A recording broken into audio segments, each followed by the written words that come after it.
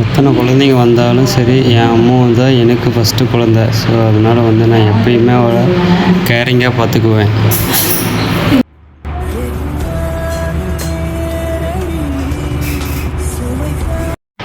Baby NIC வார்டில் இருக்குது. அருணாவை பார்க்குறதுக்கு பேபி பார்க்குறதுக்கு வந்திருந்தாங்க.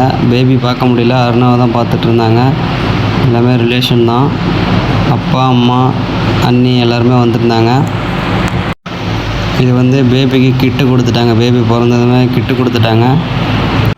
2 பேபியில் ஒரு பேபிக்கு வந்து மூச்சு திணறலாக இருக்குதுன்னு சொல்லிட்டு என்ஐசி வார்டில் வச்சுருந்தாங்க. அப்புறமேட்டு டாக்டர் வந்து இப்போ நார்மல் ஆகிடுச்சு அப்படின்னு சொல்லிட்டு அண்ணாவும் அண்ணியை கூப்பிட்டு பேபி கொடுத்துட்டாங்க. சரி, பேபி நாம் இப்போயாவது ஒரு நல்லா வாங்கி பார்க்கலாம் அப்படின்னு சொல்லிட்டு கையில் வாங்கினேன். வாங்கும் போதே அப்படியே ரொம்ப சந்தோஷமாக இருந்துச்சு.